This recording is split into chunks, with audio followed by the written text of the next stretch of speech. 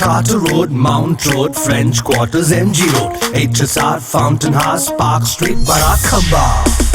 We've been here, we've been there, Vekas been just everywhere. భారీ వర్షాలతో నిండా మునిగిన బెజవాడ ఇప్పుడిప్పుడే బయటపడుతోంది. ఇంతలోనే బుడమేరు ఉగ్రరూపం దాల్చడంతో జనం గుండెల్లో దడ మొదలైంది. మరోవైపు వరద ప్రభావిత ప్రాంతాల్లో ఇవాళ కేంద్ర బృందాలు పర్యటించనున్నాయి. బెజవాడను వరద ముంచెత్తింది. తినడానికి తిండి లేదు, తాగడానికి మంచినీళ్లు లేవు. చుట్టూ నీరు చేరడంతో ఎటూ కదలలేని పరిస్థితి. విద్యుత్ సరఫరా నిలిచిపోయింది. సాయంత్రమైందంటే మళ్లీ తెల్లవారే వరకు చిమ్మ చీకట్లు. దీంతో ఏ క్షణంలో ఏం జరుగుతుందో తెలియక బిక్కుబిక్కుమని గడిపారు జనం. ఇలా 4 రోజుల పాటు వరదలో నానుతూ ఇబ్బంది పడ్డారు.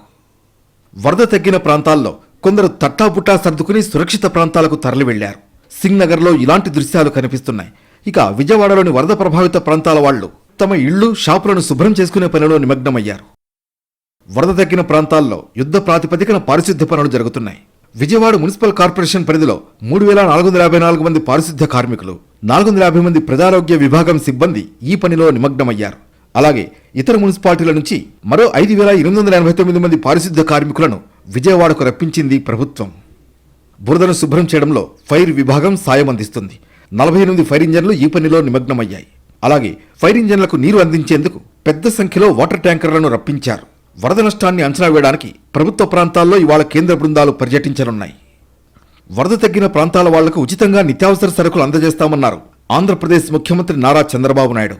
ఒక్కో ఇంటికి 25 కిలోల బియ్యం, కిలో కందిపప్పు, కిలో చక్కెర, 2 కిలోల బంగాళాదుంపలు, 2 కిలోల ఉల్లిపాయలు, లీటర్ పామాయిల్ ఇస్తామన్నారు.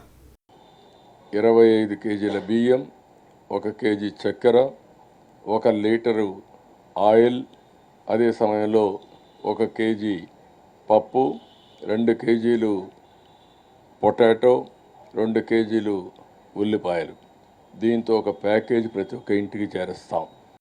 కొన్ని ప్రాంతాలను ఇంకా వరద వీడలేదు. దీంతో Indian air force, Indian navy సహాయం అందిస్తున్నాయి. ప్రమాదం పొంచి ఉన్న వాళ్లను, అత్యవసర వైద్య సాయం అందించాల్సిన వాళ్లను హెలికాప్టర్లలో తరలిస్తున్నాయి. అలాగే బాధితులకు ఆహారం, మంచినీటిని అందజేస్తున్నాయి.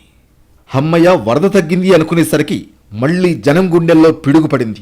బుడమేరు వరద పోటెత్తబోతోందని ఎన్టీఆర్ జిల్లా గొల్లపూడి పరిసర ప్రాంతాల్లో దండోరా వేశారు అధికారులు.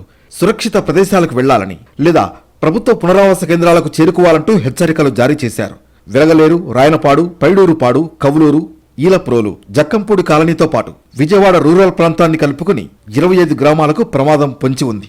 దీంతో ఆయా ప్రాంతాల్లోని వాళ్లంతా బిక్కుబిక్కుమంటూ గడుపుతున్నారు.